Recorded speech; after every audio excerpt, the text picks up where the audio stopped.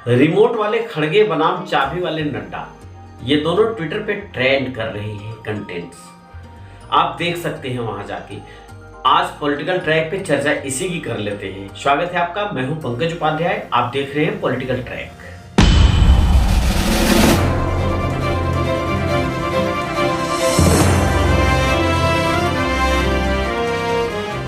साथियों, कल मल्लिकार्जुन खड़गे कांग्रेस के नए मुखिया के तौर पे इलेक्शन जीते हैं शशि थरूर को चुनाव हरा के।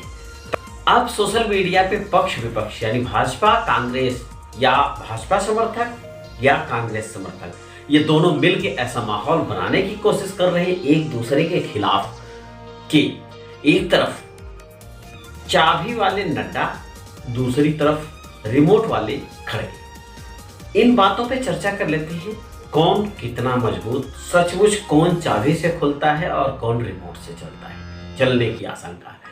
कांग्रेस ने इस बार बहुत मेहनत करते हुए इन चीजों से अपने आप को हटाने की कोशिश किया है, पल्ला झाड़ने की कोशिश किया है। एक छोटी सी बात बता दें, अब तक ये ट्रेंड था कांग्रेस में, लोगों ने कहा था परिवारवाद परिवारवाद परिवारवाद। इस शब्द को सुनते हुए कांग्रेस के समर्थन करने वाले लोग, कांग्रेस को समझने वाले लोग ये थक गए थे सुन के। इसका ज्वलंत उदाहरण 24 साल बाद ही सही, नेहरू गांधी परिवार के बाहर का आदमी कांग्रेस का प्रेसिडेंट हुआ, रिमोट वाले प्रेसिडेंट। उससे वो कैसे दूर होंगे? हालांकि दिखाने के लिए ही सही या जो कुछ भी है, कांग्रेस की इसके पहले की अध्यक्ष सोनिया गांधी ने बड़ी मेहनत से, बड़ी व्यवस्थित व्यवस्थाओं के तहत इनको धुलने का प्रयास किया है।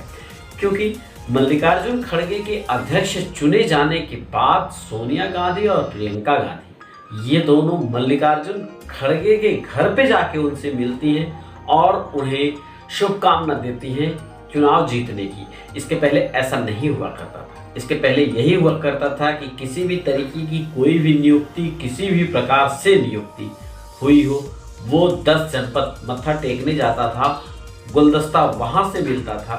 पहली बार हुआ है ऐसा कि राहुल गांधी से जब यह पूछा गया कि अब आपकी क्या हैसियत होगी, तो उन्होंने जानते हैं क्या कहा? साउथ इंडिया से अपनी भारत जोड़ो यात्रा के बीच में उन्होंने बड़ी दिलचस्प बात कही। उन्होंने कहा कांग्रेस के अब मुखिया मल्लिकार्जुन खड़गे जी हैं, वही तय करेंगे कि किसकी क्या भूमिका होगी भारतीय राजनीति में, कांग्रेस की। यानी दोनों तरफ से साफ है कि उनको सिग्नल मिला है कि आप सचमुच रिमोट वाले अध्यक्ष नहीं है। ब्रेक ले लेते हैं, एसोसिएट ब्रेक हमारा है।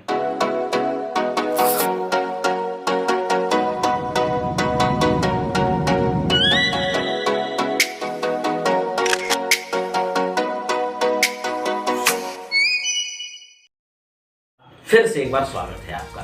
मल्लिकार्जुन खड़गे के पास चुनौतियां सबसे पहली जो आने वाली है वो 2-1 महीने में हिमाचल प्रदेश और गुजरात चुनाव को लेके, क्योंकि दोनों की बिगुल बच चुकी है। हिमाचल प्रदेश की स्थिति बताते चले, एक बार कांग्रेस एक बार भाजपा रहती है। इस बारी कांग्रेस की है, लेकिन भाजपा फिर से रिपीट करना चाहती है। उसे उत्साह है पिछले दिनों उत्तराखंड में हुए चुनाव को लेके।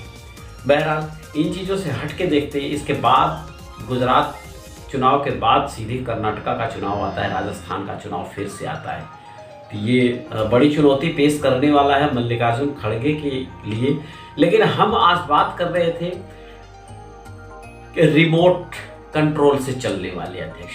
अब देखते हैं, संसदीय बोर्ड है, जिस तरीके से भारतीय जनता पार्टी में होता है उसी तरीके से कांग्रेस में CWC का काम होता है। CWC के 23 मेंबर जो कि बिखर चुके हैं, सत्ता में नहीं रहने के लिए कोई इधर गिरा, कोई उधर गया, कोई यहाँ वहाँ, सब आमतौर से भाजपाई गंगा में नहा के लोग राष्ट्रवादी इस समय बने हैं, कुछ कांग्रेसी। अब नई चुनौतियां हैं 80 साल के मल्लिकार्जुन खड़गे के सामने, क्योंकि युवाओं को साथ में रखना है, बुजुर्गों से तालमेल बना के रखना है। हालांकि खुद मल्लिकार्जुन खड़गे कांग्रेस के इसके पहले के राष्ट्रीय अध्यक्ष राहुल गांधी के नेतृत्व में बहुत कुछ कर चुके हैं, उनसे तालमेल बैठा चुके हैं, कोई भिड़ंत नहीं हुई, वो चीज़ें सामने आई है। कितने बड़े रिमोट कंट्रोल बन के मल्लिकार्जुन खड़गे चलते हैं या मल्लिकार्जुन खड़गे रिमोट को तोड़ के फेंक देते हैं। बने रहिए, बहुत ध्यान से रहिए। धन्यवाद, नमस्कार।